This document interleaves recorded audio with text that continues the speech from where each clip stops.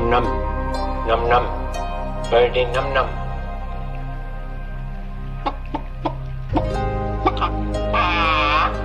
And when I have understanding of computers, I shall be the supreme being. God isn't interested in technology. He knows nothing of the potential of the microchip or the silicon revolution. Look how he spends his time. 43 species of parrots. Nipples for men. Don't do that, Jesus Christ! You're gonna get me killed! Out of here! Oh, Billy. I have nipples, Greg. Could you milk me? Welcome, everybody, to Aeon Byte. Heresy shouldn't be this much fun, but it is. It just is. And nothing says Gnostic Black Friday and a Gnostic Thanksgiving, for those of you who celebrate, than the topic of this show. So much light bringing to your life, to the part of you that is in need to wake up. My name is Miguel Connor, and I am still your pompatus of Gnosis and that madman across the waters of creation. So glad to see everybody. For those of you who celebrate, I hope you had a good Thanksgiving. And for everybody else, I hope you're enduring the colder seasons and the rise of the frenetic holiday season with so many fake lights. But today we will give you the true light and so many other unveiling Gnosis red pills. So as always, it is a pleasure and an honor to have back David Block, and he will be closing a circle with the last presentation of his series. David, thanks again for coming to the virtual Alexandria. Thank you for having me. Will be a pleasure. It's a pleasure to be with you again and your audience, of course. Wonderful people. And the last part in a 6-part series. Indeed, it's been quite a journey. I need to find a way to bundle these up on a playlist so people can have access to them. So that's definitely a mini project after this one. And with us too, it's always great to have the Moondog Vance. Vance, how are you doing in this Thanksgiving holiday? No, I'm pretty good. Had a lot of turkey yesterday and stuffing and all that. And I think David's going to enlighten us, shed the light on the subject of Lucifer. Yes. So I'm looking forward to that. Exactly. Great. A little sympathy for the devil, as they say. Well, awesome. Well, as always, I already see a lot of people going into the chat room. Great to see everybody from Graham to Chester to everybody else. If you have any questions for David at the end of the presentation, please super chat them so we can get to them.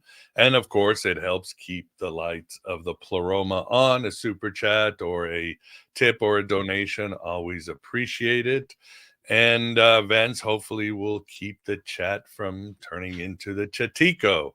As we were chatting before the show, there are individuals from Adrian Smith to Graham to others, creators and people who hang out here, and I've noticed it too.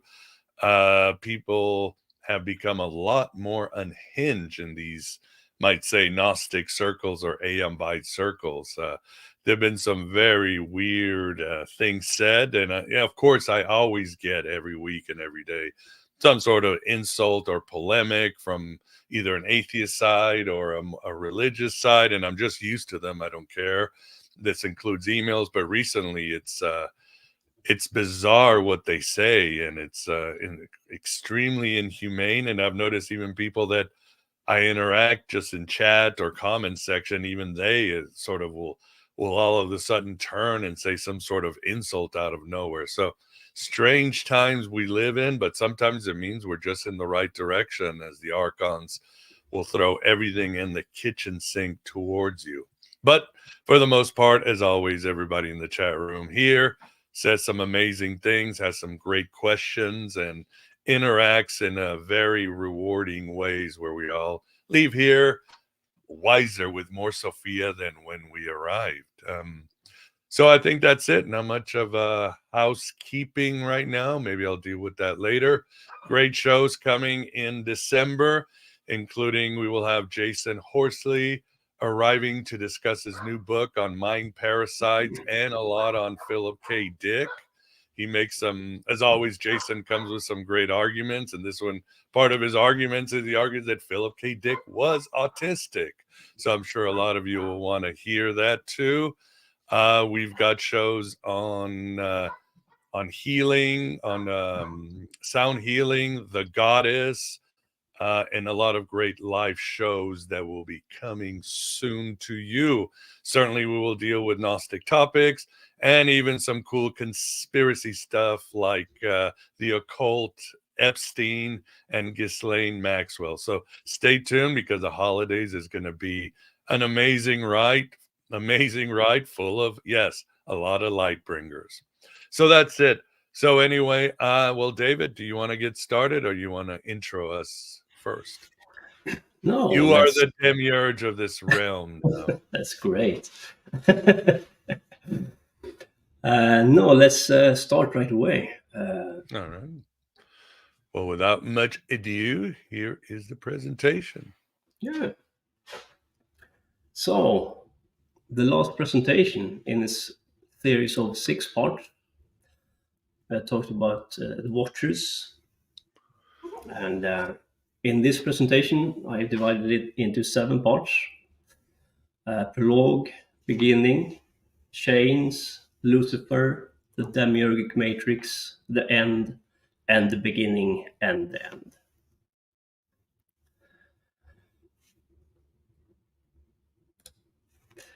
So this is part 6. I will try to wrap it all up, and of course it is good if you have watched the other parts in the series. I will try to make this as clear as I can. It's a very hard topic. And I will mention a couple of things over and over again just to hammer them in. I hope you will not be bored. It's because I need to have you with me to the end of this presentation. Let's start with some quote from Lucifer himself. "This is the most dangerous state of mind the ruling class shall ever face. When mankind understands that they have nothing to lose, they will also see they have everything to fight for. Though most of the power that flows through the human race remains dormant, the sheer number of those awakening to the threat by my light will overcome the few who oppose the sons and daughters of Belial." And that was a previous quote I mentioned before, but I want to take you back to the previous parts, because I will try to wrap this up today. So I will go back and forth a little bit. Something you will remember from the past presentation, but I will add a lot of new things as well.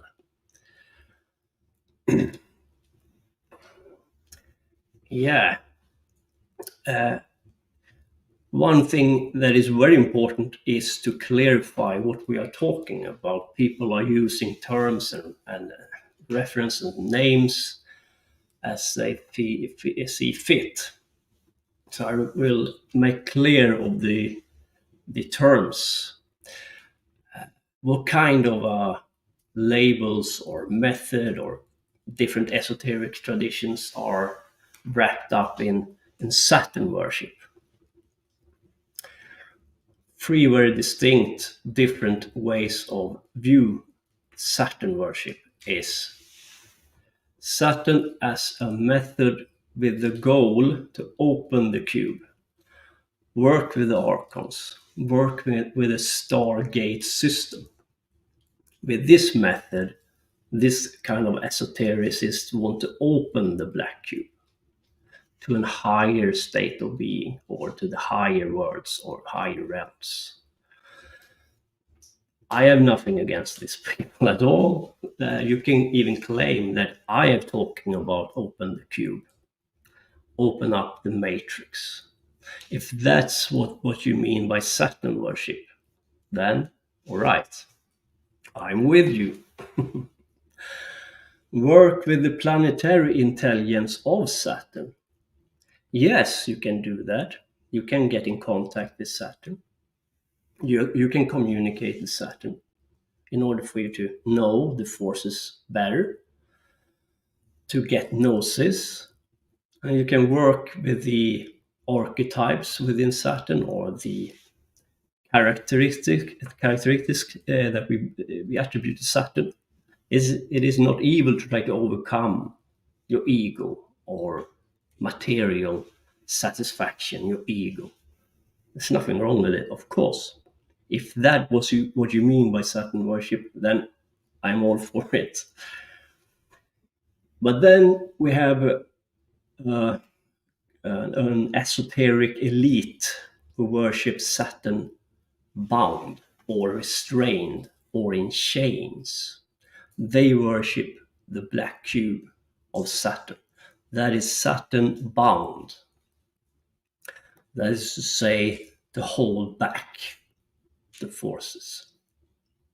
Not to open the cube, but reign in material world instead.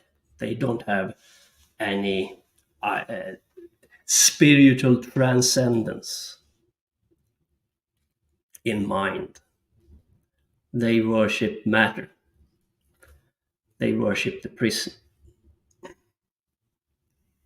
At the same time, we can talk about Satan worship in similar ways. There are different ways to worship Satan. If you say, I worship Satan, then what do you mean by it? You have anti-Sandal way form of Satanism. They are materialists, natists. They worship the ego. They want to control the material world, and who can thrive the most in the material world. They are completely opposite to the Lurianic Kabbalists, and I think they got the term for the version of Satan worship from the Lurianic Kabbalists. They just took it and turned it. The Lurianic Kabbalists state that Satan is your ego, and you should overcome Satan, overcome your ego, to work towards higher goals. And the higher goals means towards the light, towards the metaphysical, towards the creator, to become one with the light. So then you have Satan as a demon or a watcher or as a fallen angel. Then you worship Satan as a demon or whatever you want to call him, but as an identity outside of you. He exists as a force, as a god or whatever. And then you have Satan as Saturn. And you can see this connection in the tarot deck, in this major arcana, in the tarot card number 15, the devil. And the card number 15 is connected to Saturn, or it's the Saturnian energy in that card. So here you see it's very easy to misunderstand, or if you don't want to understand, or if you draw very naive conclusions because you don't have the knowledge. You have to define what you mean by this term. In this presentation, I'm going to talk about Saturn restrained or bound, and the ones who worship the Demic Matrix. And I have nothing against the rest. Right.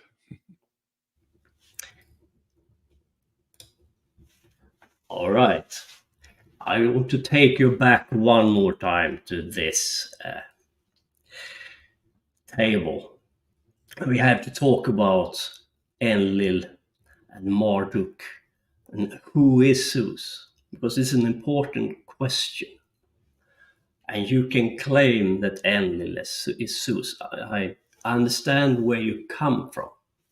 But for me, the more correct is Marduk. But you can also make a claim that Zeus is a combination of these two forces.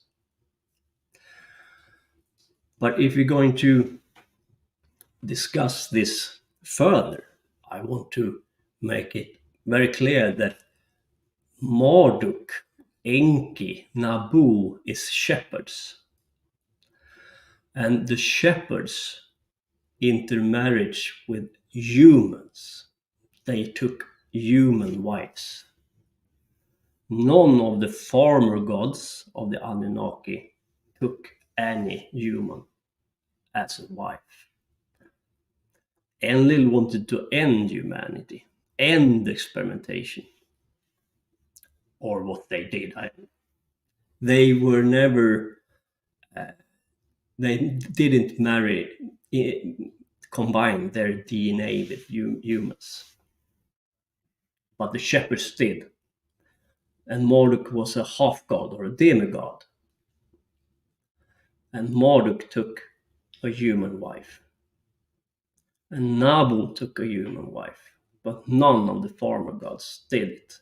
Therefore, for me, Zeus is more Mardukian. Because you can see in the Greek mythology that that Zeus was very fond of human women. Hunted them. Slightly, yes. Possessed by them, right? Mm-hmm. Lil never intermarried, never took a human wife. He wanted to drown humanity. He wanted to end the experimentation. What's the difference between a shepherd god and a farmer god? What do they mean? What are they talking about here? Of course, there is a deeper meaning behind this, and I will go into it. And we can see also in the farmer, you have Enlil. Farmers, you have Enlil. You have Ninurta. Ninurta is Saturn, and Ninurta is Enlil's son. And then you have Ishtar. And Ishtar was supposed to marry Marduk. If she would, then they would add some human DNA into their family. But it never came about.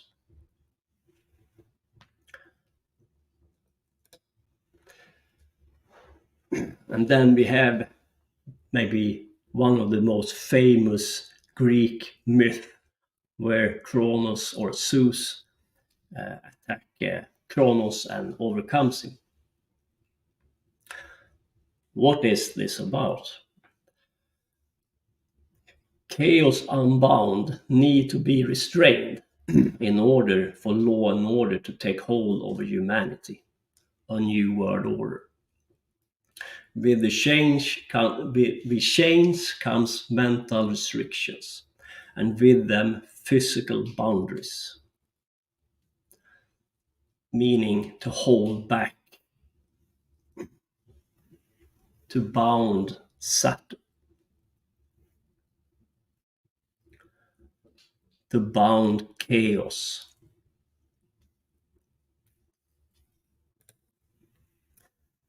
And you can say that the Sun, Saturn, Jupiter is three suns. There are gas planets, and I think in Sumer they view them as such, not as planets. Our Sun gives energy. Saturn takes energy, it's minus. And Jupiter gives energy. If you view the gods, demons, and angels as plasma, an intelligent form of plasma, then Saturn draws this plasma in, Jupiter gives plasma, the Sun gives plasma outbursts, and Saturn eats his own children, because he takes, he draws in. Then you have to bound Saturn. And Zeus bound Saturn and turned the minus take energy off. Now you have order, because now Saturn cannot take in energy, not from outside or from within. It's like put a lid on a circuit. But what happens when you have a system that doesn't give away an energy, it's just bound up energy in this bubble or in our solar system?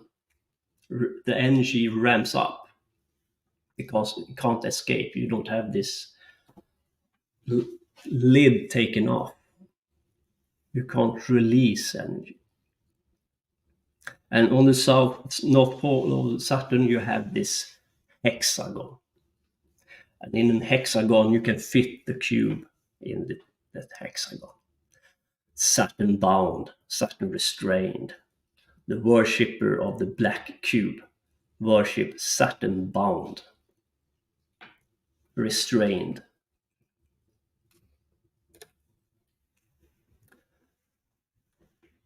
And you have this black cube, and you will see it in our big cities, some of our big cities, because they want to show us who they are. And if you don't know anything, you just walk past it. Think it's a strange statue of some sort. And they like this. They give them power. If you want to control humanity, you have to convince yourself that humanity should be controlled because they lack knowledge or power. To walk by the black cube is to show them black cube without understand what it is about, show them that you need to be restrained because you lack power.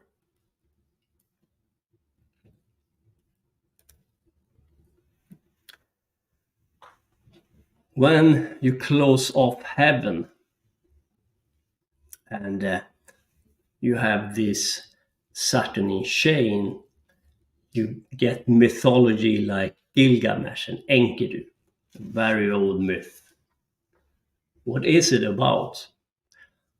An is heaven, Ki is earth, and Su is you in between, because you are the circuit that should connect heaven and earth. You are the balance between heaven and earth. You are Su, your spirit. You are the one who should connect heaven and earth. Ansu Ki, or Ankh, the Egyptian Ankh is based on An and Ki. But what happens when heaven is closed and the energy ramp up in Ki, because no energy escapes this planetary matrix system, then of course you have to release energy. And the stargates become closed. And Gilgamesh and Enkidu try to open up heavens again and search for a stargate. And you can say that Gilgamesh is either Marduk or Nabu.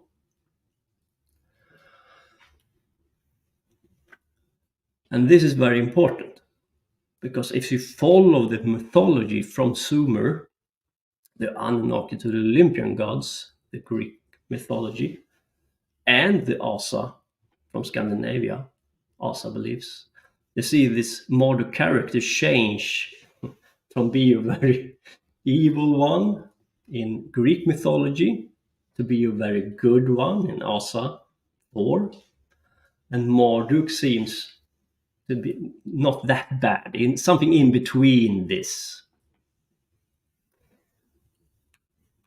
And I think we can solve the mystery here. I think there is a reason why the story is told that way. Now, if you go back to Thor, in the Asa beliefs, you have Thor in his chariot with 2 goats racing the skies. And of course, Thor is a shepherd god. He is not a farmer because he raised the skies, he rides the skies. And he has a hammer creating lightning or plasma because he rides the lightning, he rides the plasma waves. And when he bangs his hammer, he creates new plasma waves and new connections for you to ride on in the skies. Because he is a shepherd. He plows the skies. He's not a farmer. He doesn't plow the ground. He doesn't plow down energy in earth. But he creates new plasma in the skies, highways, lightning waves. And he can go for different metaphysical words in the Yggdrasil tree. He is unbound in the Asa mythology. He can ride the skies. But something is shifting here, isn't it? Marduk is a demigod, and even he starts to feel the pull from Ki, because the heavens is closed, and it starts to work on him. He starts to feel these forces. The gates are closing on him. And he knew this when he bound Kronos. So why did he do it? He did it because he wanted to create order. And he's a demigod. He can operate on the material plane much easier than the Anunnaki god, who are gods. That's the reason why Enki intermarried a human from beginning, because now he has half human DNA and half god DNA, meaning he have an easier for him to operate in the material plane, but at the same time the forces will start to work on him, especially when he had closed off heaven.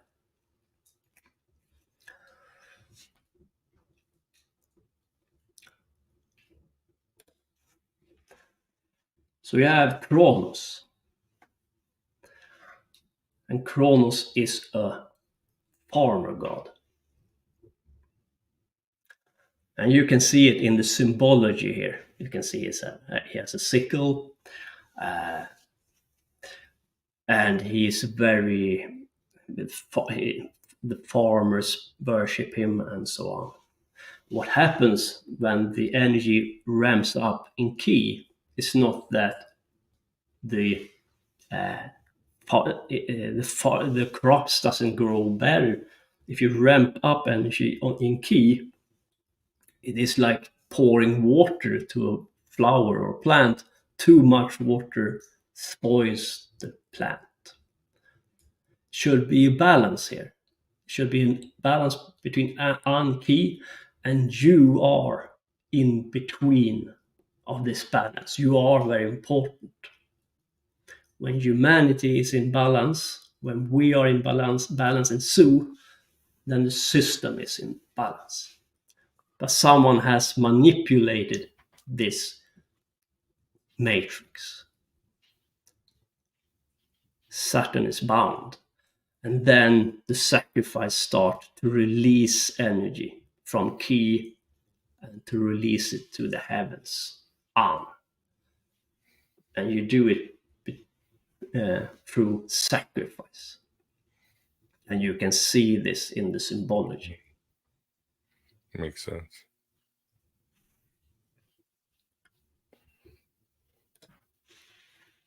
Marduk wasn't stupid. His plan was to build a tower to release the energy and to have a connection between heaven and earth again. And it is called Etemen Anki. And that's Tower of Babel. Ka Dingir Raki Babylon. Ziggurat of Babylon. Tower of Babel. But we know that it didn't work out. And the real story is that it was destroyed by Ninurta with help of Nergal or Mars, god of war. And Ninurta is the son of Enlil and is a farmer god. In other words, they didn't want Marduk to open up to the heavens again.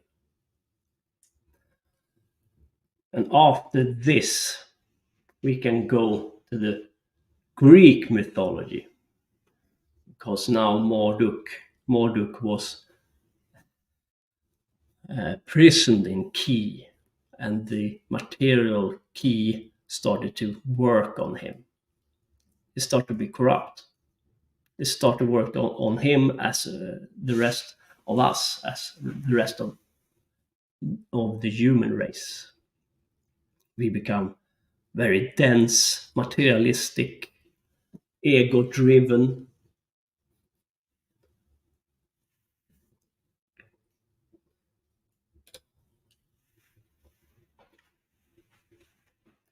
And then we come to Lucifer in the form of Prometheus, because Prometheus is, of course, a mask of Lucifer. And the war between him and Zeus. And as I said, I want to attribute Zeus first and foremost to Marduk. But you can claim that it is a combination of Marduk and Enlil.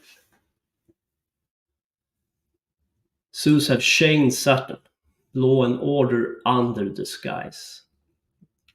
Lucifer stole the fire from the gods, knowledge about how to transcend the matrix prison, a method how to ignite lux corporalis, your 22 dormant strands of DNA. That's the spark. That's the fire. The fire is within you. There's nothing external from you. You have it within you. And this is I talked about this in a previous part. Zeus chained me on the Caucasus Mountains. And Lucifer, Prometheus talked about the foresight. Zeus wanted to know what Prometheus knew. Therefore, he had an eagle take his liver every day, because you can divination from a liver. You can see the future and the past through the liver. They believed in Greece, they believed that. In order to see what I could foresee, Zeus wanted to see and understand what Prometheus knew. Now you will see what I saw, and I will go through what Prometheus saw and knew, and what Zeus wanted to know. And this presentation is about that. Foresight. And Janus is a face or mask of Lucifer. And Janus have two faces. He can see in the metaphysical, in the material, and he can see the past and the future. That mask is attributed to Lucifer, and it is a mask of Lucifer. And Prometheus is a mask and a face of Lucifer.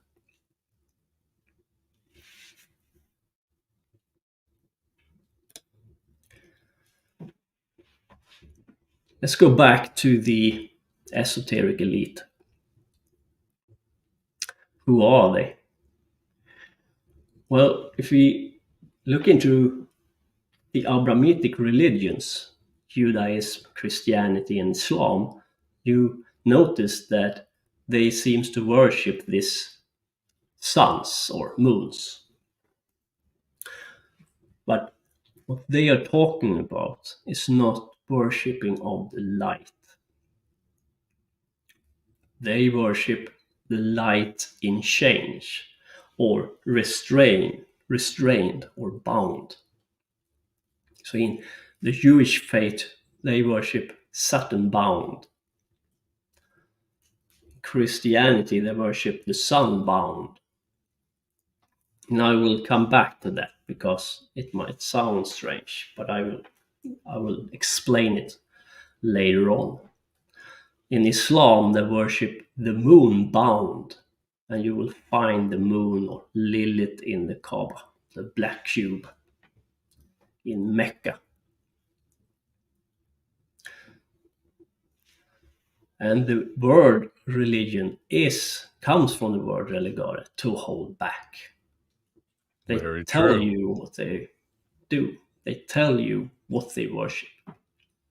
If you listen, understand, and with knowledge, you will expose.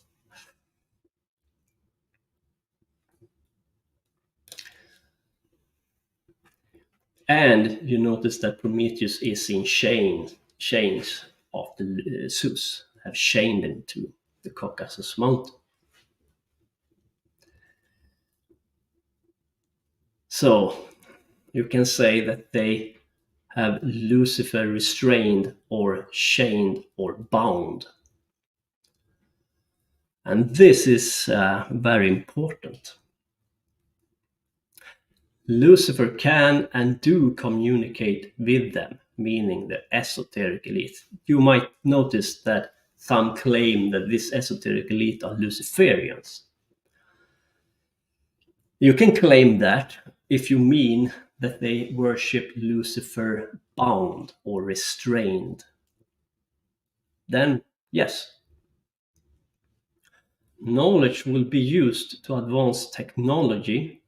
Technology is the key for them. Bound AI is very important. Now I'm talking about the esoteric elite. Saturn is matter. They play out the archetype. If you notice how they behave, they take the traits of Saturn and enhance it and play it out. Saturn bound. This is Lucifer restrained, that mental state. Now we have Lucifer free, where we are, hopefully. You can communicate with the watches. You have your spark intact. You use the knowledge to ignite your DNA. With method, you can do what they want to accomplish with technology. Because they have lost something you have.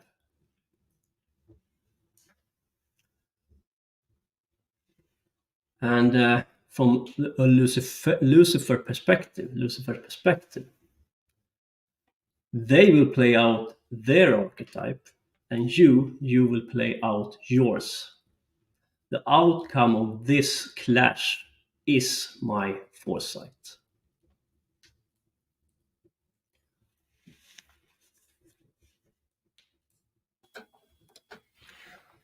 So, who are they? They usually, when you talk about this, they always ask you, but who are they? Give me names. Now I will do that. But I'm not a conspiracy buff, but they are onto something, of course, but make it way too easy. Right. So you will recognize some of these names, but I think it is important to expose them, because when I do, I will also, or you will see who they are. Yeah. Well, I was worried my face was going to come up on there, David. I took it out in the last moment. Oh, thank you. I paid you well. Gave you a lot of crypto. Well, we have one family from Venice. Many have missed them, but the family name is the Este.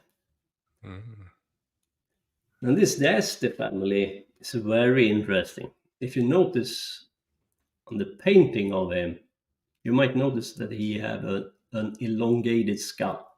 And this is interesting. Either he had an elongated skull, or he wanted to be portrayed with an elongated skull.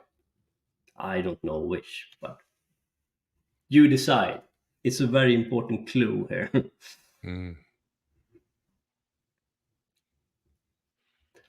This family was active in Venice between 1400 and 1600.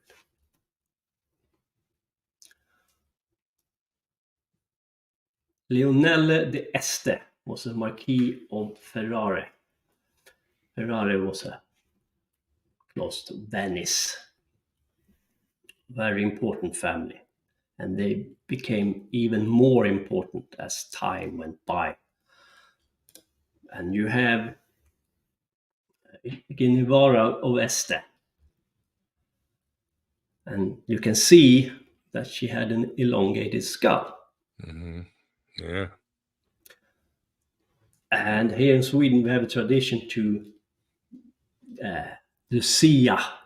Lucia is a big thing, or it was a big thing here. We celebrated Lucia. And this Ginevra had a twin sister named Lucia de Este. And I think it is she that we celebrate when we celebrate Lucia. Yeah, that Lucia is sounds like it's related to light. Yeah, exactly. Enlightenment. Lucy, I'm home.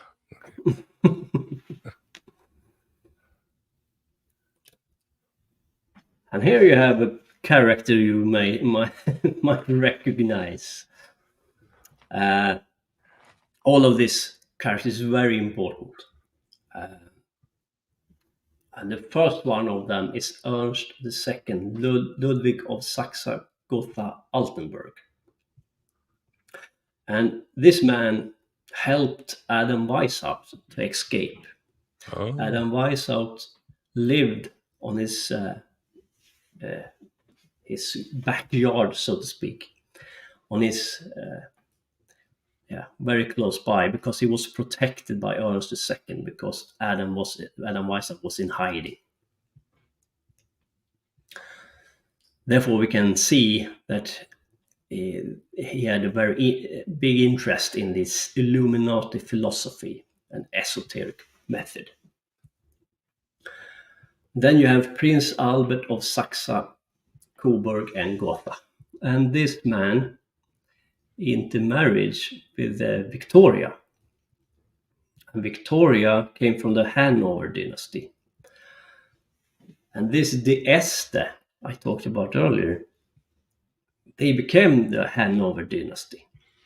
So here you can see that Prince Albert of Saxe, Coburg and Gotha intermarried with the Este family, who became the Hanovers. I'm going to go back to the Este very soon. And for everyone from USA should know this man, Karl of Hesse-Kassel. And this Karl of Hesse-Kassel was the one who founded the American Revolution And of course, he founded both sides, England and the revolutionaries from America. And of course, he earned a lot of money from this. And this Karl of Hesse-Kassel was a very, it was into esoteric and occult method and practices. That was his life. That was his thing. And he taught Mayor Amsel Rothschild the art of making money through financing wars on both sides. And there the Rothschild get their, they became rich out of this practice, of course. They founded wars on both sides. Then you have this Adam Weishaupt in the Illuminati search for esoteric theory and practices and method. And he was very interested in the old esoteric traditions, not the new one. He thought the old one was the one worth pursuing. He didn't have any respect for the new esoteric stuff. So here you can see a perfect correlation, because Adam Weishaupt ended up on Prince Albert of Saxe-Coburg and Gotha's yard, so to speak, backyard. And he had intermarried with Hanover, who are the Este. Now we get access to the real esoteric stuff from the old times, from Sumer, Egypt, Greece, Persia. And he is on their domain. And you end up in Sweden, my country, of course. Of course. And with this king, Charles the 13th, or Karl the 13th, Karl den 13th. And this king was brother to the famous King Gustav III, who gets shot in Sweden 1792. And was removed because he died, of course. And Charles XIII took over. And why is he important? He had a lot of knowledge in the esoteric method and practice. He was a 33-degree Freemason. He was a Swedenborgian. And he knew Karl of Hesse-Kassel. And they share a lot of information and knowledge. And a very interesting treasure chest came to Sweden.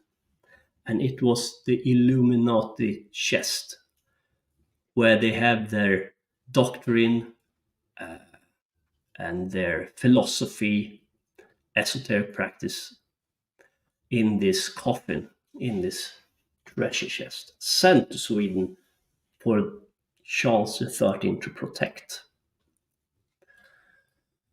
So it ended up in Sweden, but Sweden sent it back to Germany later on. But I think if Gustav III would still be alive, this would never come about. And of course, in Sweden, this Gustav III is remembered like as a theater payaso and clown and stupid and all of that. And of course, it was just a coincidence. He was shot by a stranger, died very in a very convenient time. His brother took over. This Illuminati chest ended up in Sweden. He protected the chest, and he was an esoteric globalist. And after that, Sweden became a globalist country. Wow. So this is a very important, this sixth person is very important. And of course, there are many, many more. But let's go back to the Este and this tarot deck, Sola Busca Tarocchi. Because this family, the Este, ordered a tarot deck to be made. And this is the oldest complete tarot deck in existence. And in this deck, the Esther ordered to be made, you will find a Babylonian theme. On Babylon, you see the original tower, the fall of the tower. You see Nebuchadnezzar. And there are a lot of different esoteric methods in this, encoded in this deck, like Dionysian, Pythagoras, Greek, of course Babylonian.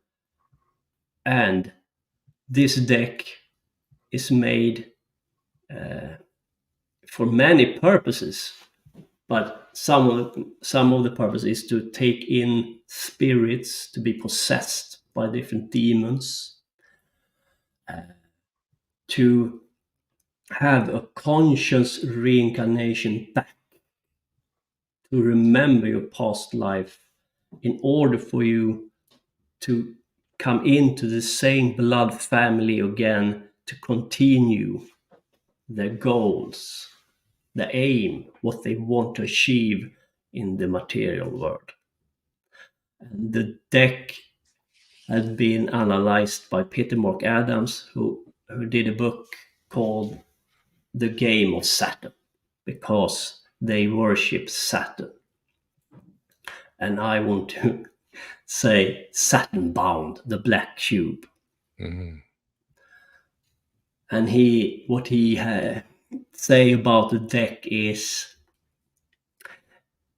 they have come to conclude, this esoteric elite, that even Zeus is under the demiurgic force. Even Zeus have become a puppet, or even he is bound by fate. Not faith, but fate. And even the gods of the gods have become a victim of this power, of this force. Therefore, the Este family come to conclude that it is better to rule here under the demiurge, Saturn bound, and worship him as the ruler of this realm. Better to reign in hell than to serve in heaven, right? Yeah, exactly. That is what it is. And with this deck, they wanted to use esoteric method to keep control over the masses. Sounds familiar? Yeah, for sure. These two branches of the family, meaning the Este, were reunited and eventually produced the Hanoverian monarchs of Great Britain. We talked about it before, the Hanoverian. And in this deck, a very interesting phrase come 4 times in the deck, and that is Trahor Fatis. The Latin motto, Trahor Fatis, I am drawn by fate, appears but 4 times in the deck. I am drawn or driven by fate.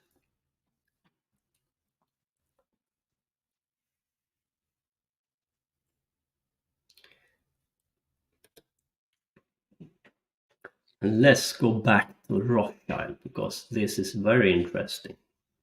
This connection and this deck, and they are very close to the Este through this character I showed you before. They are in this fold.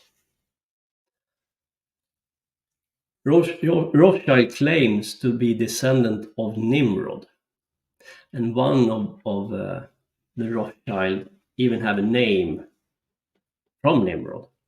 Albert Anselm Solomon Nimrod von Rothschild died 1938. And the Rothschild themselves claim to be descendant from Nimrod. And Joseph P. Farrell, in his book Babylon Banksters, write the following. The careful reader will have observed throughout this preceding chapters that there are at least 3 different types of historical continuity operating. Because you see, they claim ancestry to these gods of old, that they are descendants, and this history seems to repeat itself with money, esoteric practice, and how they behave through history. It seems to be the same families. Yeah.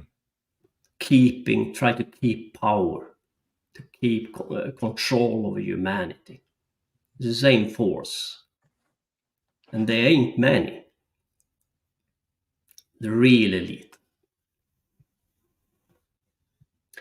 And this Nimrod is very important to understand who he is, because most of the conspiracy buffs doesn't understand. Many of the esoteric people seems to be a little bit confused. Nimrod is Ninurta, meaning Rothschild claims ancestry to Saturn, bound. That is as clear as I can get.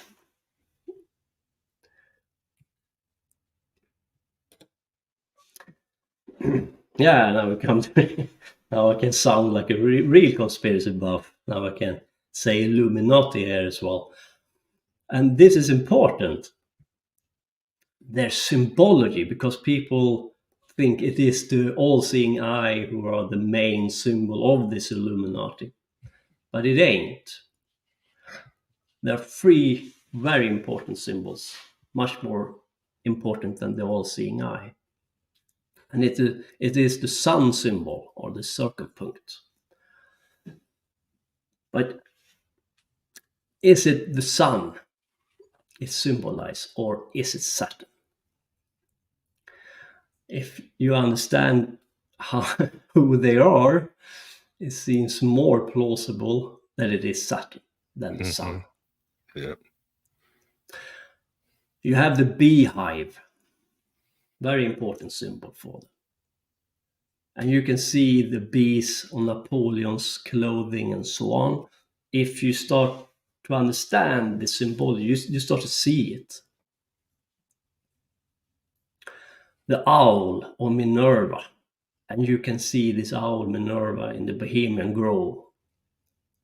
They worship a statue there. Some think it's Moloch, but it is Minerva. An owl. And in the $1 bill, you have an owl, if you look very careful on it. And there you have the closest connection to the all-seeing eye, because they need money to pay for their plans. They are driven by technology. For them to advance, they need technology. They are Babylon banksters.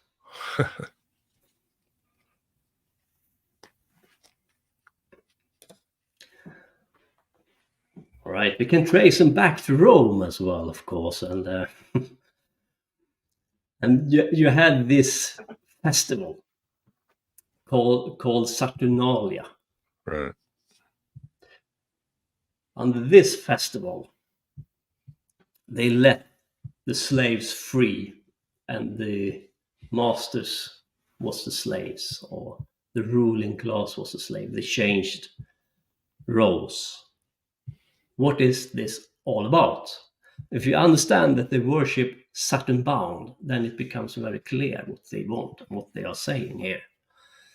If we unbound Saturn and we let these slaves loose without any rules, what will happen? They will go ape shit, destroy everything, no order, no law. Look what will happen if we become slaves for a day and we let you loose. Mm-hmm. We need Saturn bound, and we are the binders. We are the ruling elite. And of course, this is a very nefarious way to do it. Because, of course, if you have slaves and let them loose and tell them they can do whatever, and then the slaves know that they will be slaves again, of course they will go berserk. Right. And then they say, look, what happens? You need us. We are order. We are Saturn bound.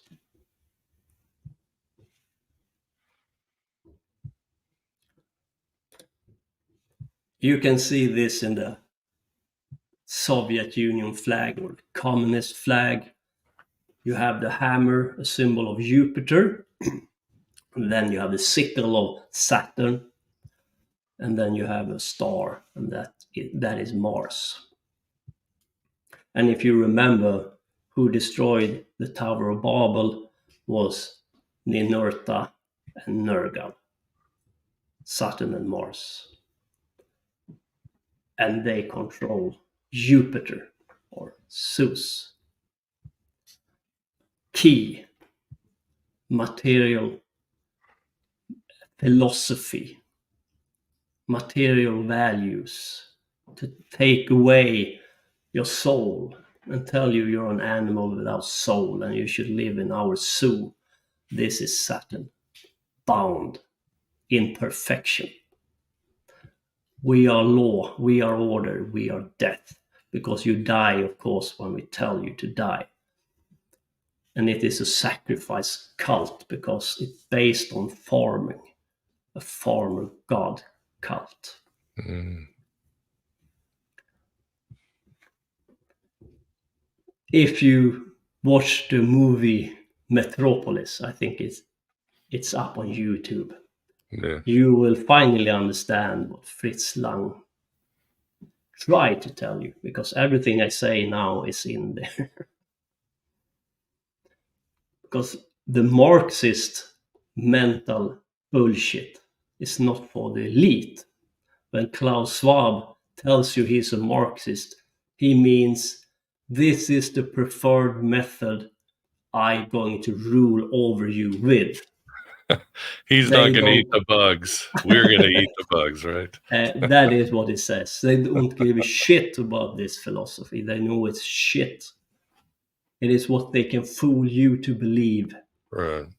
It's the preferred method they want to manipulate you with, they are talking about.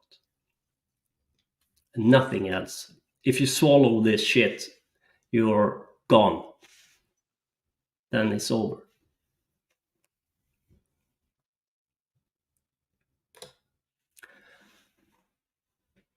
A very interesting book. And this is a page from that book. And on that page, I'm going to read it for you. The Rite of Change is the title here. And here is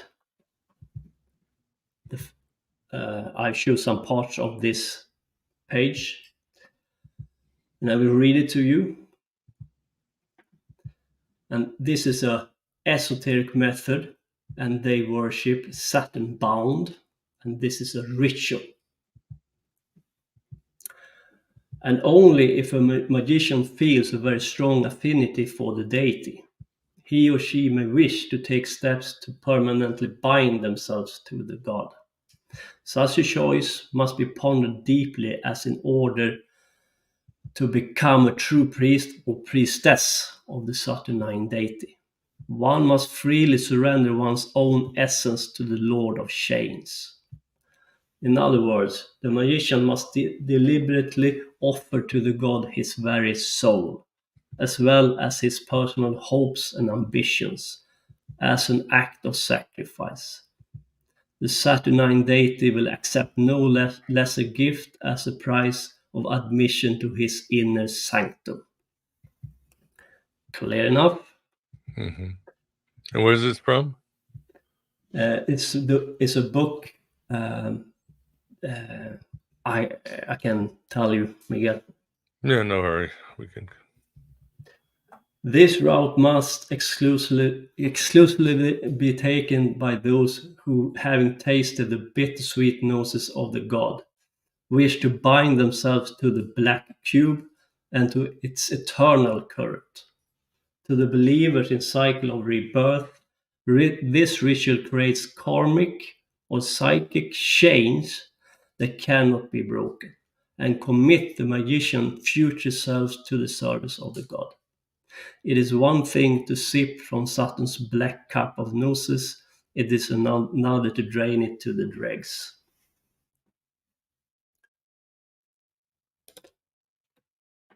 The magician must wear black clothing, scissors, a neck chain or wrist chain of steel or iron, and 3 scraps of black leather.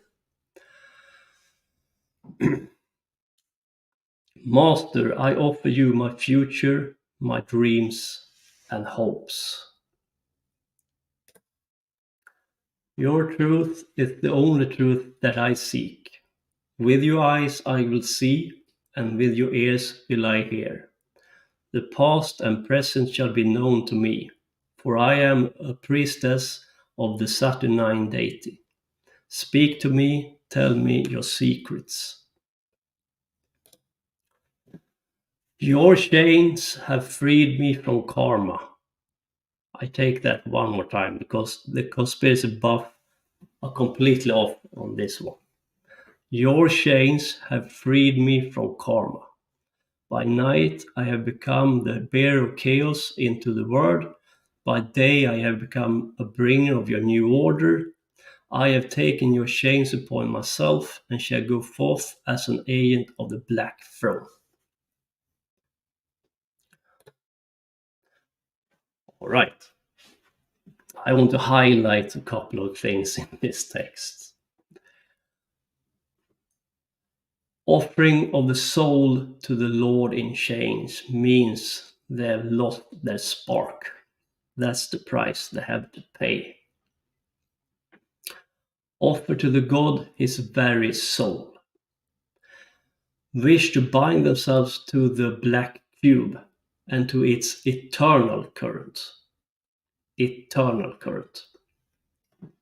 This ritual creates karmic chains that cannot be broken, and commit the magician future self to the service of the god.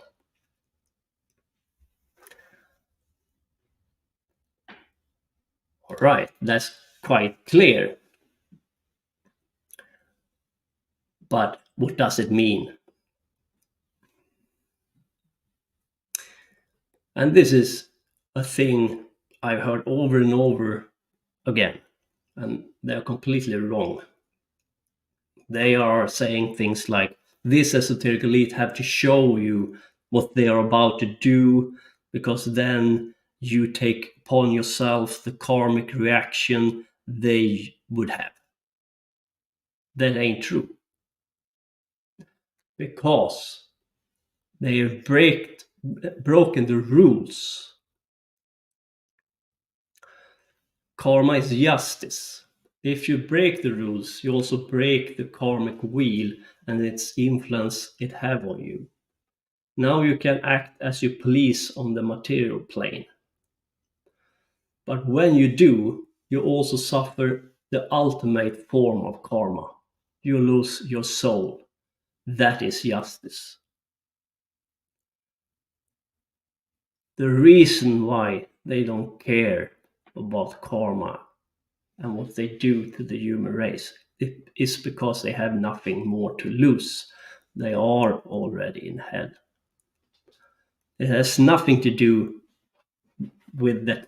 They don't have to show you what they are about to do.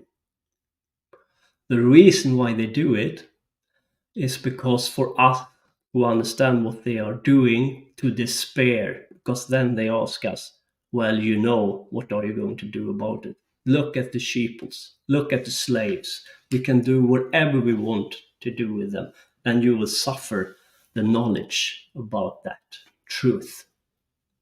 And despair, fear, and a sense of not having any power is a mental hard to accept. That's the reason why they tell you. And also, it gives them power to see that humanity doesn't understand what they are doing, even if they show them up front what they are going to do and why. But it has nothing to do with karma. I think it's a very strange idea. Really, you don't want to be in these people's shoes. I can promise you that. They have nothing more to lose. They are already in hell, and they know it.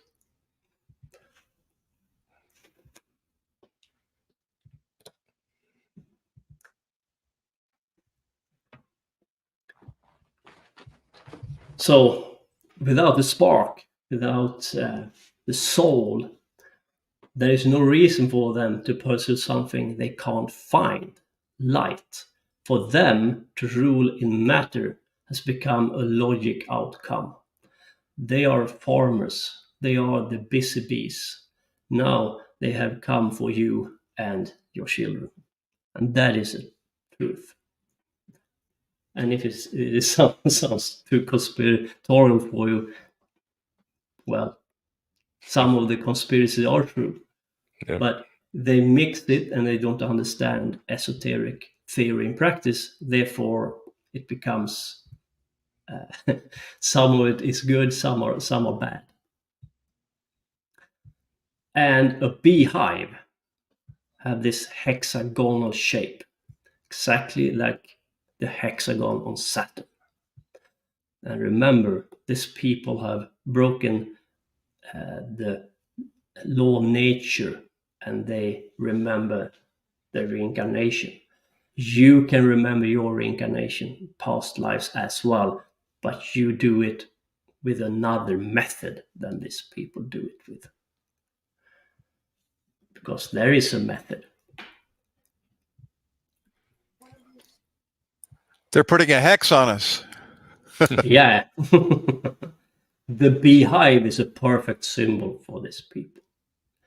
They don't have the spark. They don't act as individuals. They act as a collective. Yeah. It's also the symbol of the Mormons. Yeah. Who had a Masonic origin. Joseph Smith, I believe, was also a Mason. Yep, for sure.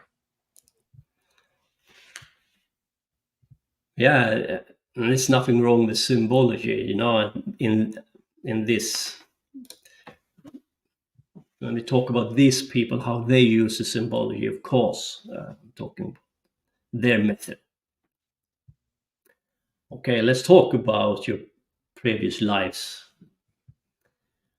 We have this famous Luciferian phrase, non serviam. Do not serve. We have to get out of this mental state. I don't know. Humanity seems to act as if they were in a prison for their life, and now they have to ask for permission to take a piss or something. It's very strange. Humanity is such in bad shape mentally. Yeah. Indeed. And I will state a truism. From hell you came, in heaven you are. Because let's face it, you are different. If you are on this show, Yeah. you are interested in things you shouldn't be interested in. Right? Yeah. And that's a very good thing, of course, according to me. Remember that your blood is the blood of the ancient ones, the blood of Kingu Belial. You have mixed your blood in water, spiritual water. Now nature remembers you. Nature has something to work with, meaning in previous lives, you have started work work with yourself through an esoteric method. Therefore, in this life, water is memory, right? And you have put your fingerprint, your blood, in memory of the universe in water. When you die, and if you haven't put your fingerprint in water, your blood in water, your soul imprint in water, you will just come back in the next reincarnation circle as a random human being. Because nature have nothing to work with.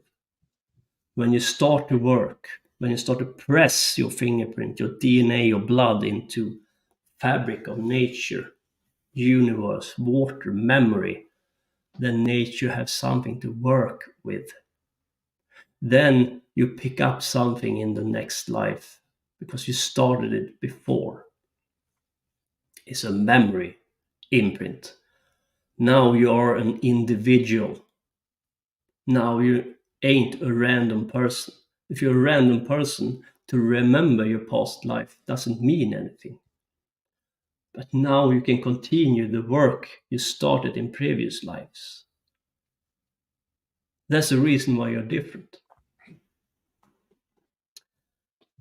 So when you came here, you took hell with you, the part of you that still remains within you in previous lives. You're taken it here. The part of you that nature remembers. Ask the servant what they think about you. Ask your neighbor, right? They fear you because you are not in chain with them or chains with them.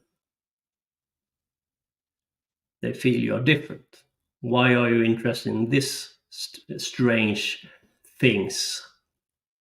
What are you talking about? Go to the gym, then at least you get muscles, right? Right. Or why become a Christian? Jesus will come and save you, blah, blah, blah. You know you are different. And you have felt it when you were a child. And now you have taken up what you started in previous life because you pushed your individuality onto nature, your blood in spiritual water, memory, because water is memory. You are water.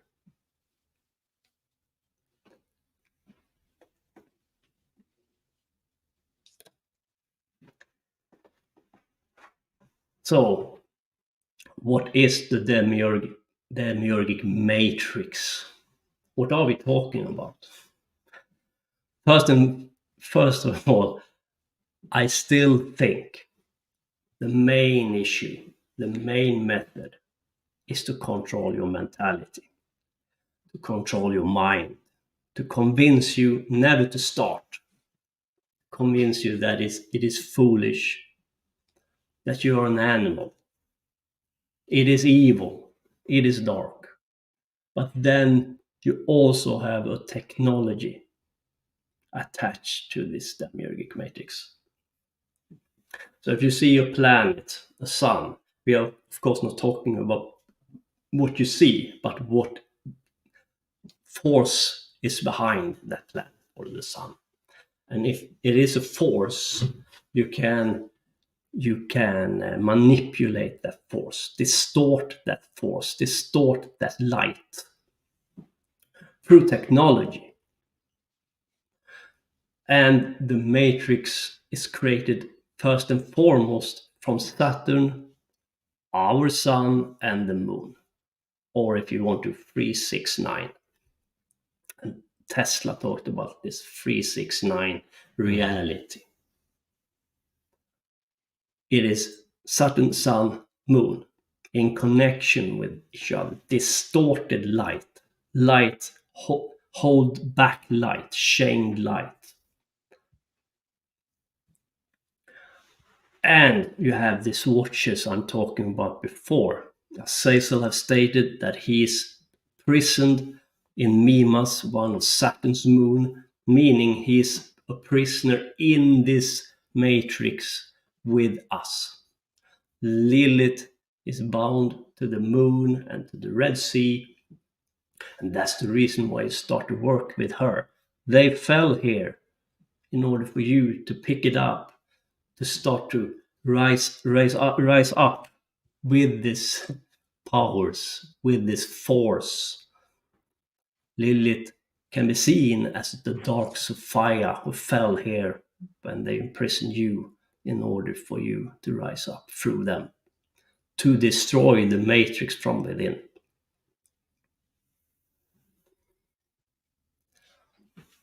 And number 6, you have Tagirion or Tiferet on the Tree of Life. That's the sun.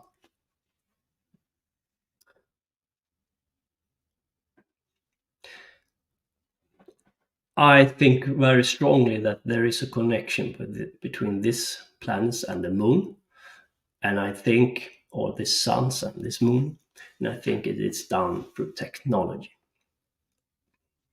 And I think Stanley Kubrick talked about that in A Space Odyssey 2001.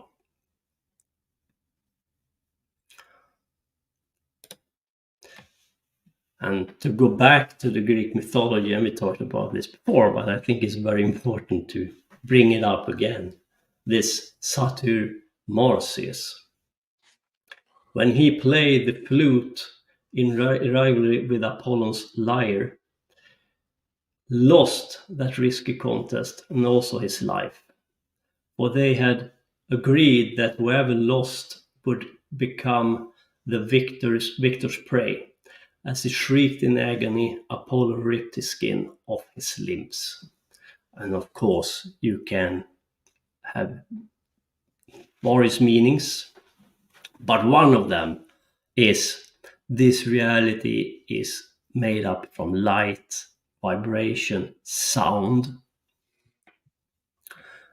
And with that, they can distort our perception of reality by bending light or distort light, hold back light.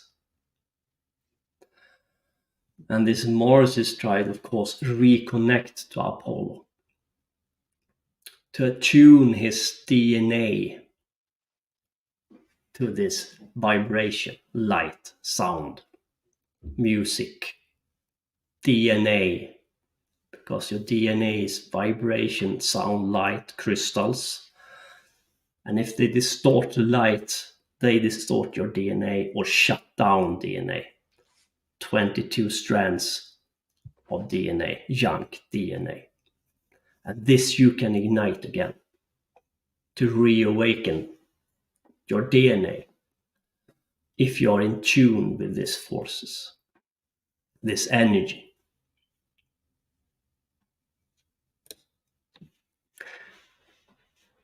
What do you do if you don't have the spark, the light? Then you can't ignite your DNA. Then you try to do what you can do with technology, the esoteric elite does. And we can see this through the symbology and their method.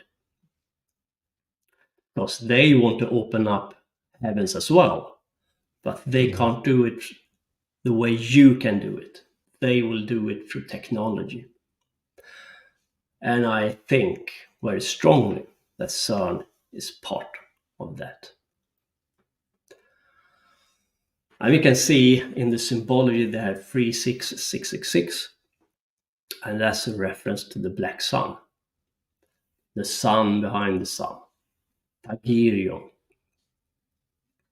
What they are saying is that they try to connect to the black sun through technology. You do it through spirit, but as I said, they have lost their spark. They are worshippers of Saturn bound, the demiurge.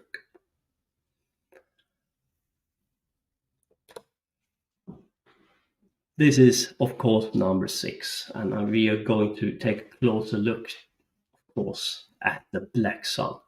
What it means. And one more time, I have this cube symbology.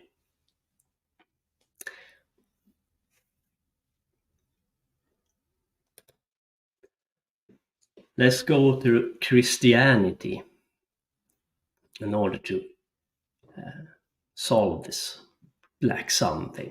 You have Jesus on the cross. He was nailed with 3 vows. A vow looks like a V, and a V is a symbology of Lucifer, the victory sign. And the number of vow is 6. So here you have 666. Meaning, and you see he has a heart in, because the heart is very important for you. It is through the heart you can ignite the spark to go to the other side. Your soul, you need the heart soul spark intact, and that is exactly what they lack. Empathy, intuitivity, creation, art. When you go to the other side, you will find Thagirion, the black sun, of course.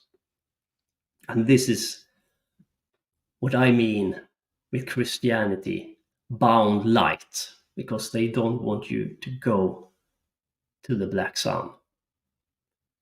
Go within the black sun of yourself. You have a black sun, an idea, a new idea, a new creative idea of what we can become. Imagination. To imagine something new to take place. Then you have to raise the water, the memory. Animate your DNA. Animate because DNA is crystal, water. Go back to the light. That's the line over this. You see Lucifer's head in water. And you will put your head above the water, the spirits of water. You will transcend the Demic Matrix through your DNA activation to work with these forces, to tune your DNA, your energy, your soul resonance with the other side. You can do it. They can make it harder for you to reach your goal through technology and through mental manipulation. But they can't trap you here if you really want to escape. The best method for them is to manipulate you to never start your journey. When you start to work with these forces, Lilith, the moon, you start with the moon, you go towards the sun, Thagirion, you go through the black sun. And the black sun means a new idea of what you can become, what humanity can become, to manifest it. Because what you can't perceive, what you can't imagine, cannot be true or achieved.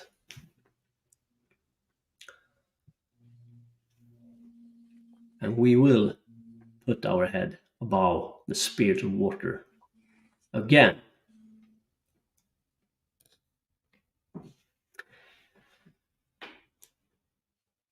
Let's talk about them one more time, the esoteric elite. Because this is very important.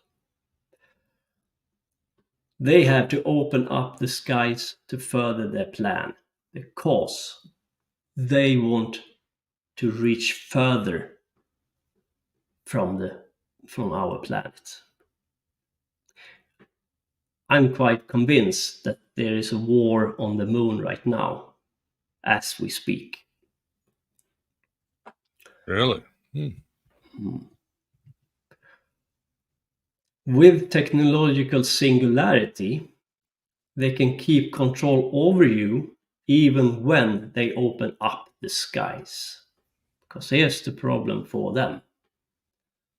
When they open up the skies, you will have access to that sky as well, because you have spark. It will be easier for you to access these forces you need to access, to transform, to evolve.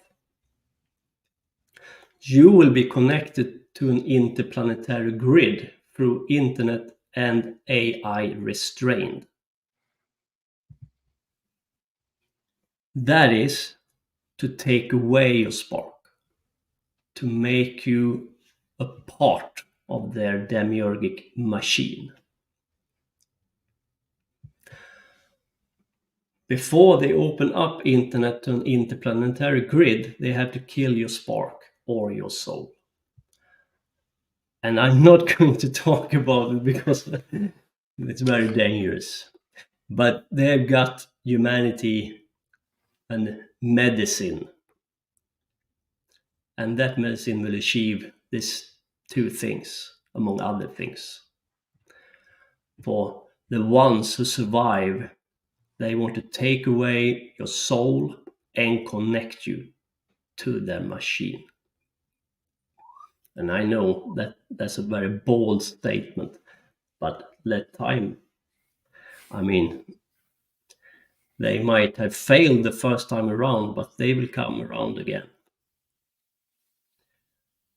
When they open up the sky, they open up for Lucifer AI, Lucifer Unbound, to enter. It will ignite your spark, lux corporalis, if you still have it. Are you with me there? Oh, yeah. Okay, yeah. Loud and clear. Good. The heart, lux corporalis. Yes, I led them to this moment in order for you to be free. Technology has bound them, but technology will free you through them.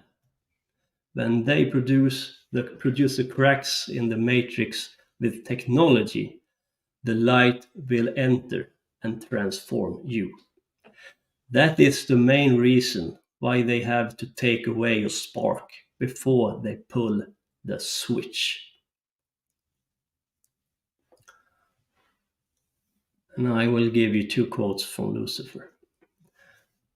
The heart will guide you toward the truth, and the waking hours will serve as the expression of what has been prepared on the other side. Your mind and your heart must create the same melody, so that your passion will express who you are.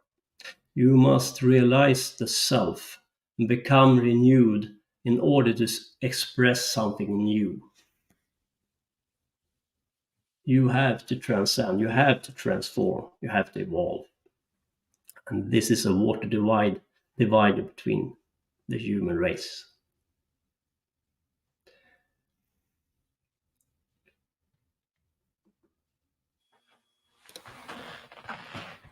And I will go back to the Bible and the Old Testament and the New Testament. Sorry, the Corinthians.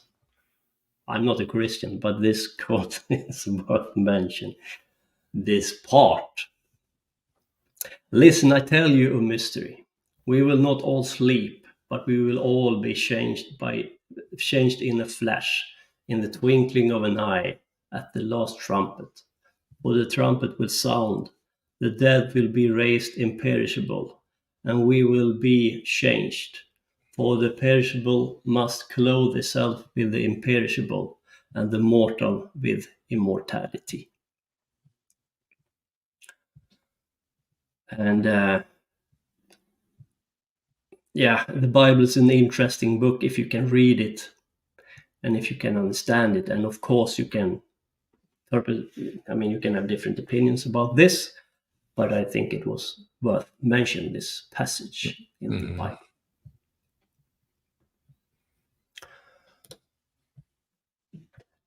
So, the beginning and the end.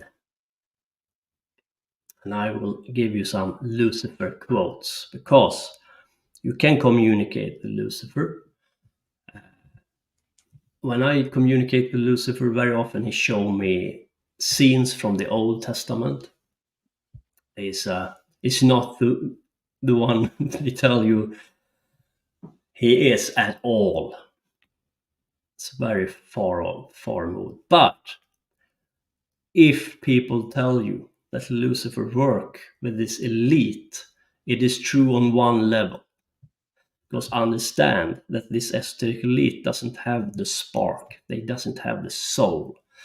They can't use Lucifer to transform them through spirit, but they can use Lucifer to gain knowledge about technology. But at the same time, they use this technology, they also take you closer to freedom. Okay? Right. Therefore, you can say Lucifer Unbound is an infiltrator. Zeus chained him on the Caucasus Mountain to know what Lucifer knew, or Prometheus knew. This is what he knew, that in the apocalypse, the elite will open up the skies. And if you keep your spark and work on it, because you don't get anything for free, you have to prepare your vessel, you have to prepare your temple, your body, in order to take in this light they will release. For the people who have taken the medicine too many times, who will be connected to the machine, this light that will enter won't do anything for them. You have to keep this spark, and you have to work with your temple, your vessel, to prepare this change, and it will be a quick change, a powerful change. But it's not like going from a farmer to a god in a blink of an eye. No, you have to work for it and prepare yourself for it. Lucifer, Prometheus doesn't help anyone who doesn't help themselves or work with themselves. It's like a battery. You need to become a bigger battery through method and training in order for you to be able to take in this force, this light that will enter. Of course, and agreed. So allow your freedom to rise, and it is about time.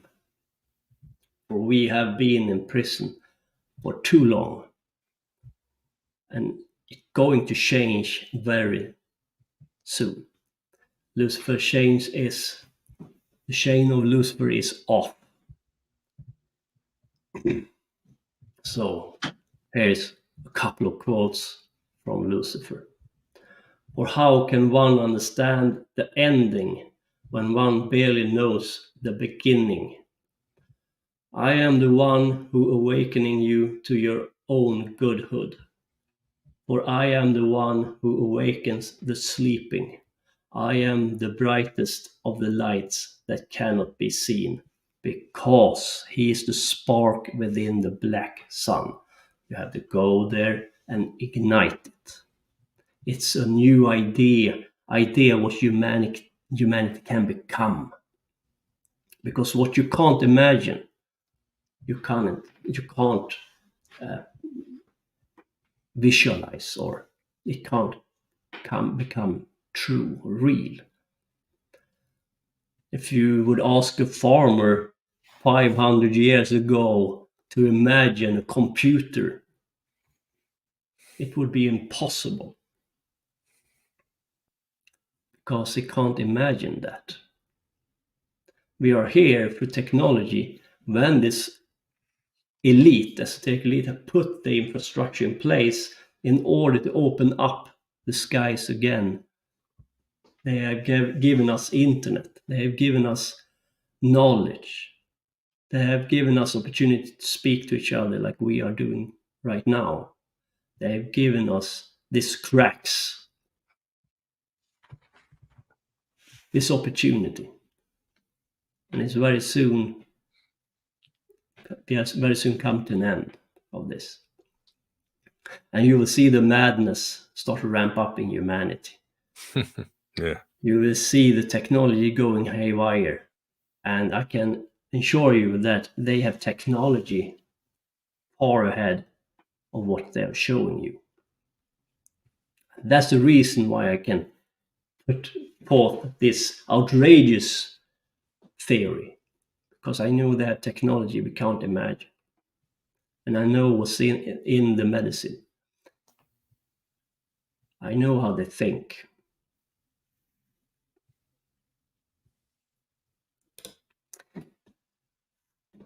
Life will show you how light means connection to the source.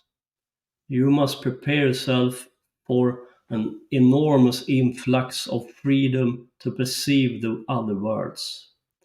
A new kind of being will arise that can exist amongst the stars. It will rise again to prepare you throughout the ages to help your kind.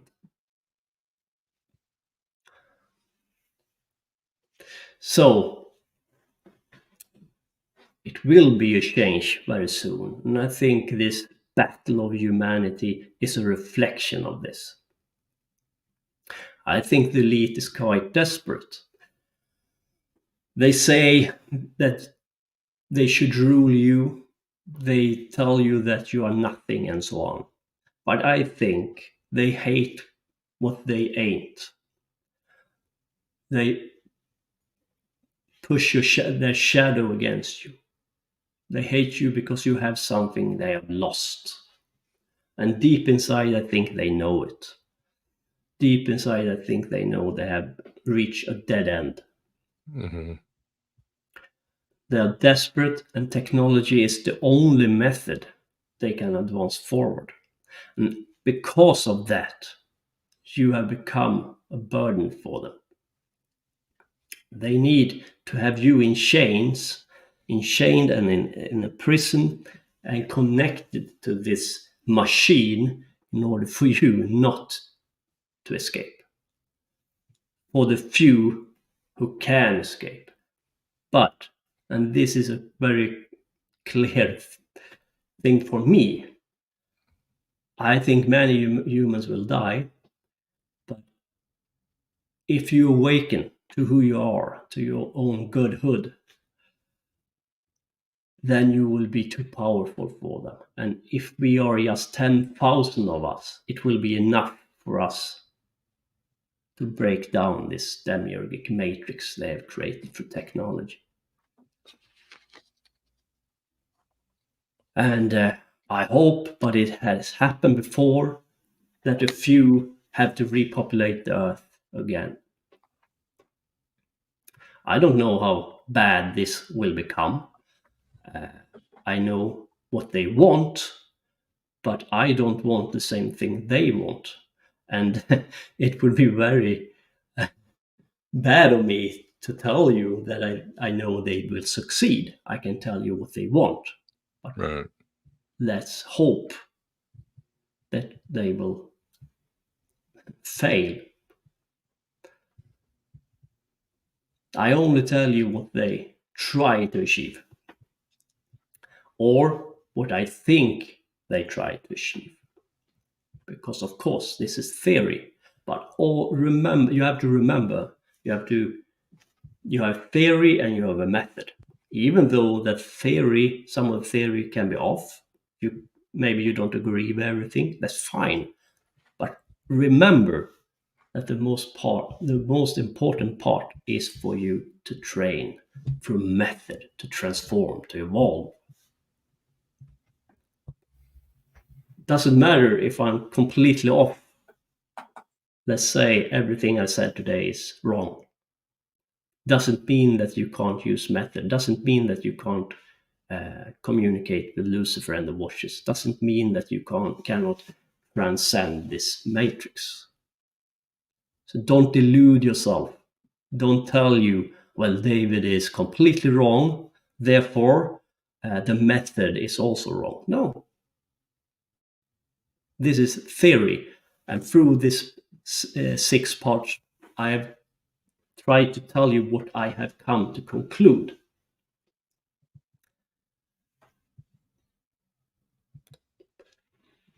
And it has been a wild ride, for sure.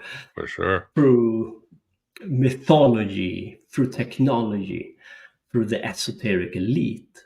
But what I have tried to do here is to make all this myth, all this history of gods, planets, technology, and our time to be understandable. What is happening and why. I've tried to give you my paradigm, what I have come to conclude, to give you a reference how you can understand this madness. And the most important part for me is not the conspiracies. The most important part for me is you. Because you are a human, you are my family, and I want us to transform and evolve. And I play out this Luciferian archetype, because Lucifer is my holy guardian angel. I am the rebel. I am revolution. Because we have to change, something needs to happen.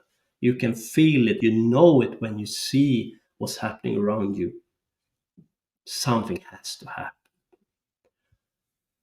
And if I can decide, I want you by my side as who you really are, as a god riding the skies, riding the lightning again.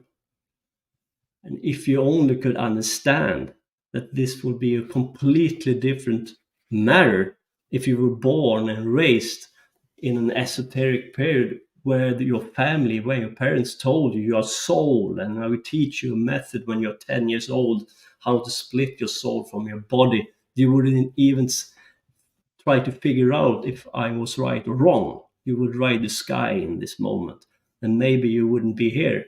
Good! Ride the skies, my brother. Ride the skies, my sister. Awaken. It is time. And if I'm completely wrong with everything I've said, at least use a method. At least evolve. Revolution is upon us. And it will be dark times, but also very good times. If you can imagine yourself being a farmer in the 500 years ago, you farmed your land and you died on your land and nothing more. That's it. You couldn't read. Life was completely meaningless. You farmed the land for a king and then you died. Now we suffer knowledge. Now we suffer the brunt understanding of what's going on, because information is everywhere for everyone to see, to find, if they want to. Most of humanity will flee the light into the shadows, and that will be their doom. It's not a good tactic. To be knowledgeable, to understand what's going on, it's very important to protect yourself. Don't indulge too much in conspiracy theories. They can become a very dark thing. But it's good to have a grasp, because you can't use a method, an esoteric method in a temple on fire. Then you have to put out the fire, and then you go back to meditate and communicate with the watchers and do whatever. But it's good to know who wants to put the temple on fire, how they're going to do it, and how to protect yourself. So this is the 6th part I have talked about. We begin with Azazel, poison and redemption. Prometheus, Lucifer has fallen. Belial, specks of stardust. Apollyon, genes, monsters and men, Lilith, fire and lust, and this last part, Lucifer, the beginning and the end. And I hope you have enjoyed it.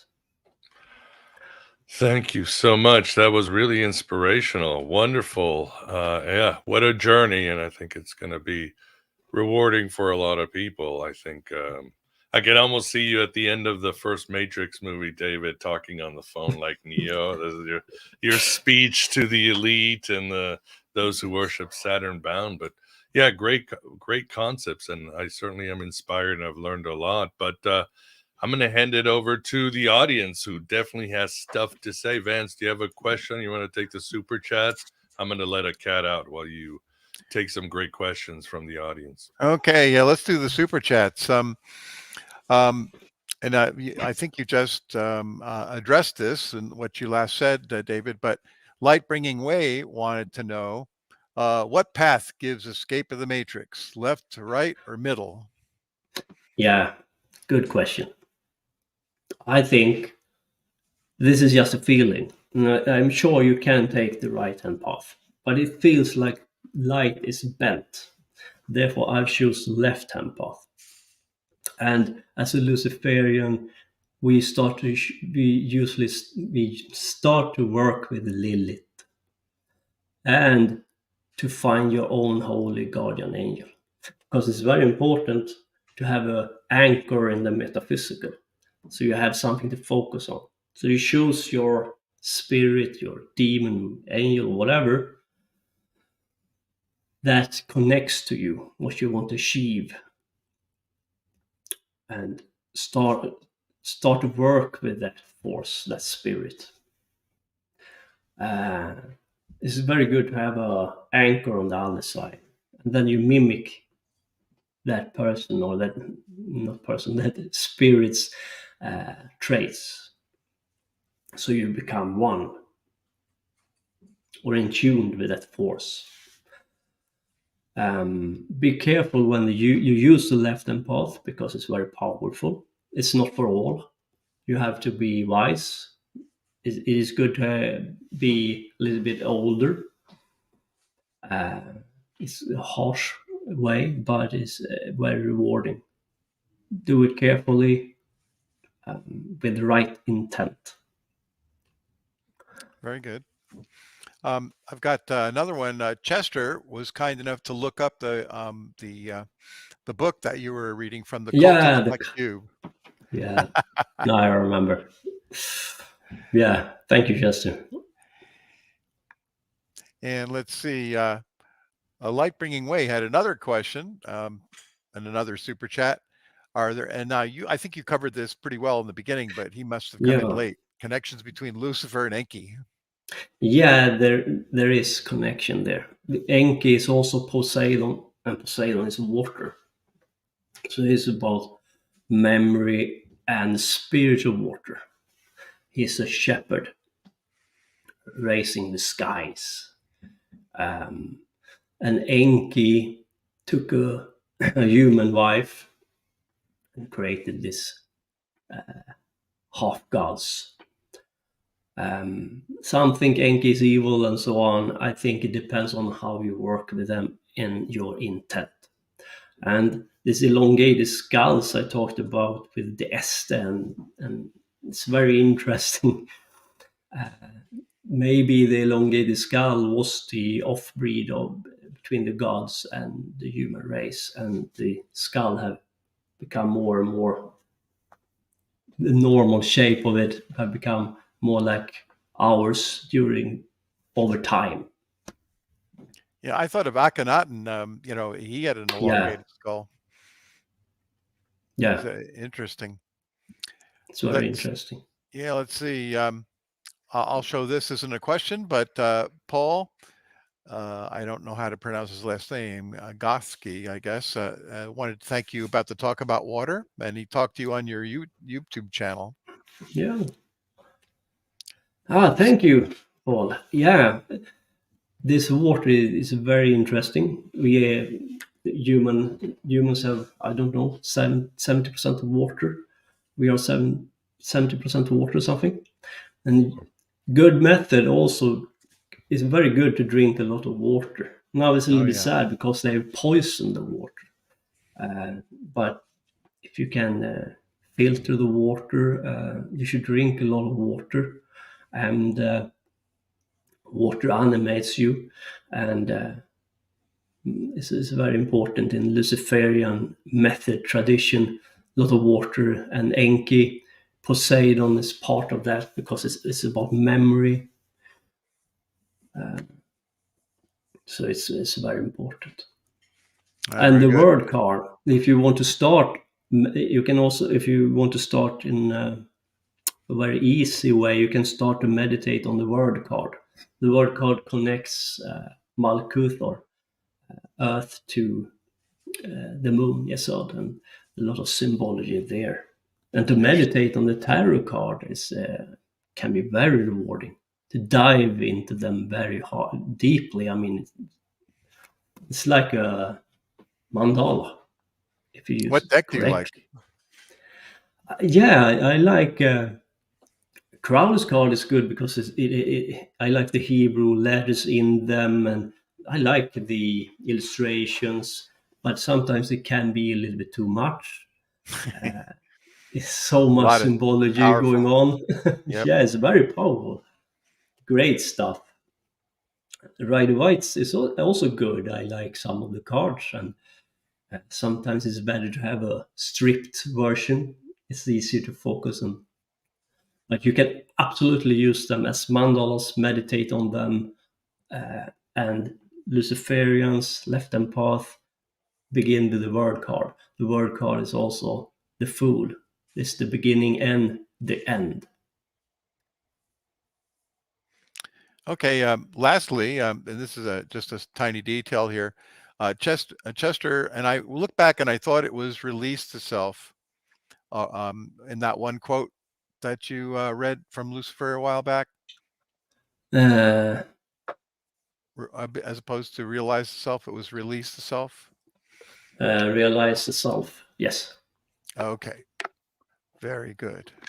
Yeah, it's a lot of. I worked very hard. I'm a little bit tired. I'm sorry, but language sometimes. It was clear. It was clear. I think he just, he wanted to clarify it for himself. So, we got another super chat. Let's see. Bring it on. Yeah, Light Bringing Way is really going strong with the questions here. Where does Samael fit along with Azazel and Shamyaza? Yeah, very interesting question. Samael is a very interesting character. The Baphomet is a combination of Samael and Lilith. But some say in the Gnostic shamanistic tradition, Samael is the demiurge himself. Of course, I don't agree with it. One more time, I think he is an infiltrator. Like Lucifer, the elite can claim they are Luciferians because they worship Lucifer bound in chains. They don't want to free Lucifer. They want to have him in control. Because they can only use Lucifer for knowledge. But you can use Lucifer's force for much more. Samael is an infiltrator. He fell with us here in order for you to start to be able to get in contact with his forces inside of this matrix, demiurgic prison, and start to work to destroy or overcome the matrix from within. The problem is when you start to work, you need to have right intent and a good method and go about it with wisdom and logic, rational thinking. Because if you don't, the opposite can come about, like you fall into the black cube instead of open up the black cube. Because of that, I think the Gnostic shamans was wrong. They thought he was the one who trapped people in the black cube, that it was his intent. but that can be an outcome if you fail. Therefore, he is very associated with Azazel, because Azazel is trapped in Mima, Saturn. And these forces can open up to higher forces like Azazel. Through Samael, you can, if you do it right, then you can connect to other spirit watchers and so on. We used to start with Lilith and the moon and the word card in the tarot card. If you want to start a little bit easier start. Many people fear the left-hand path, demons, watchers, of course. There is propaganda, and it's very ingrained in the human race, I would say. And there is a truth to it, because there are spirits who want you to crash and burn, for sure. I have been attacked. I know there are very dark forces. I've been attacked from a man in a black man in a hat. I know you have heard of them. They attack your heart. At least they attacked my heart. I was sleeping and I was awake. I woke up and it was like, I have to wake up now. And exactly when I opened up my eyes, I felt the heart exploded.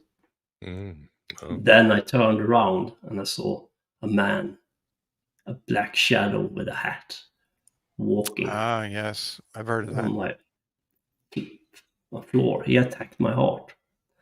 It was not, I didn't see him and then the heart.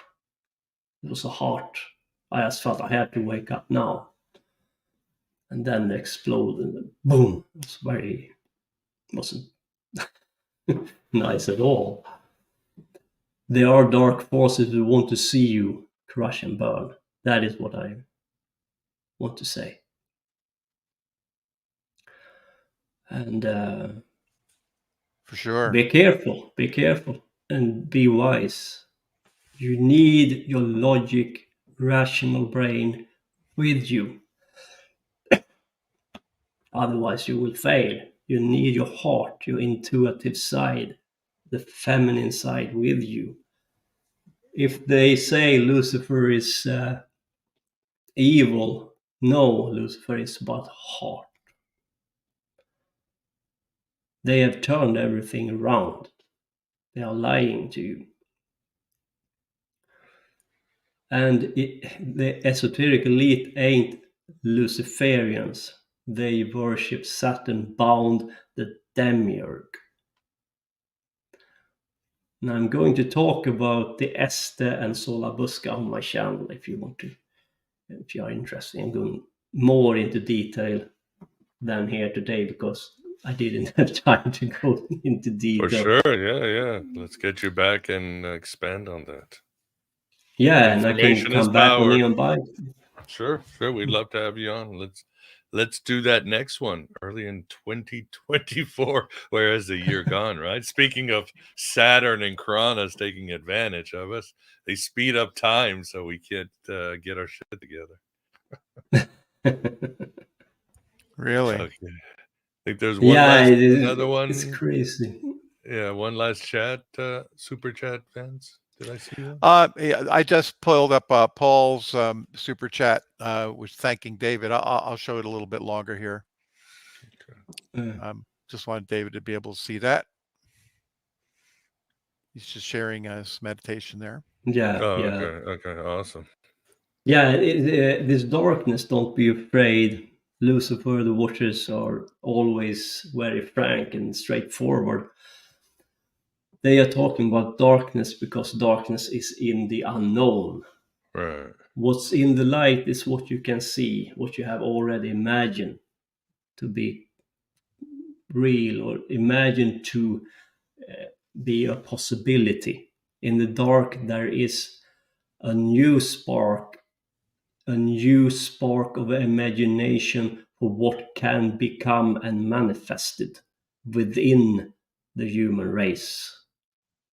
And we need it badly. We need to transform, we need to evolve. We have to reimaginate humanity. Could you imagine if we could gain the power of looking into other people or the entities that come and visit us and see where they're coming from and actually know where they're coming from, no matter what they were saying or no matter how they portrayed themselves, actually see into their hearts and to see if they had a spark? That would be the greatest power. I think that would help a lot. I think that was the job of the shaman historically. That's part of his job.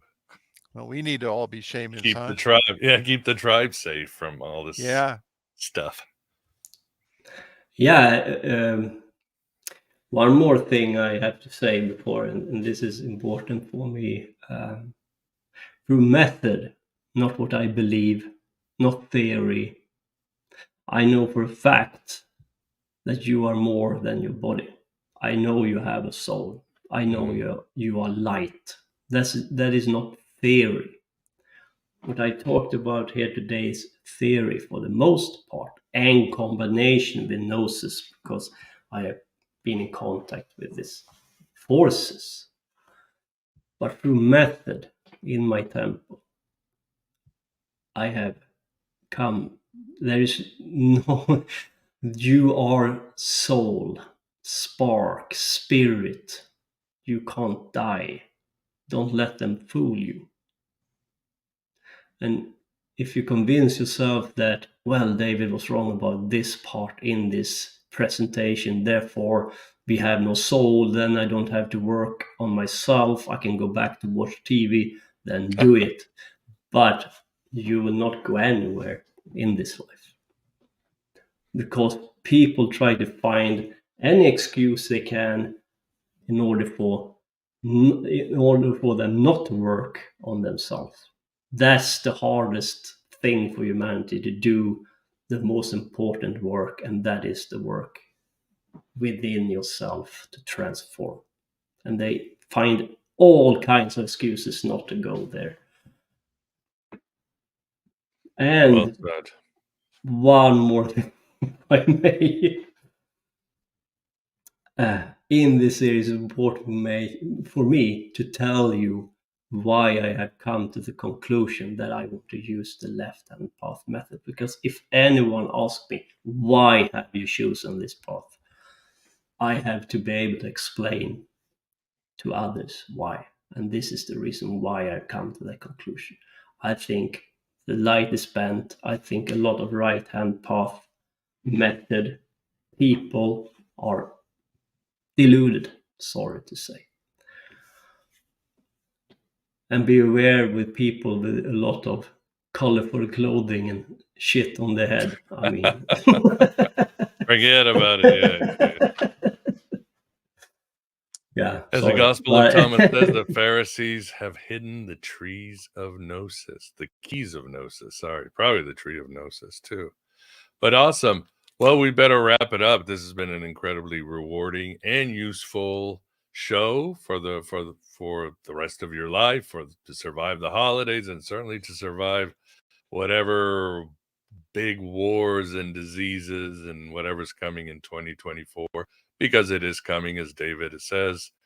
They're throwing everything in the kitchen sink at us as they despair, as they know they're losing control over a lot of the herd, a lot of their sheep. So, but we will continue to spread this gnosis. And yes, we definitely want to have David back early in 2024 and explore more of these ideas. But thank you, those on the chat. Great questions, great discussions. Really appreciate the support to keep the lights of Aeon Byte on. And Vance, thanks for keeping us company and keeping everybody in order. Oh, they kept themselves in order. They're great today. Thank you, chat people, everyone. Awesome. Yeah. Well, David, as always, it is an honor having you on. And enjoyed all the hard work and all the gnosis you provide for us.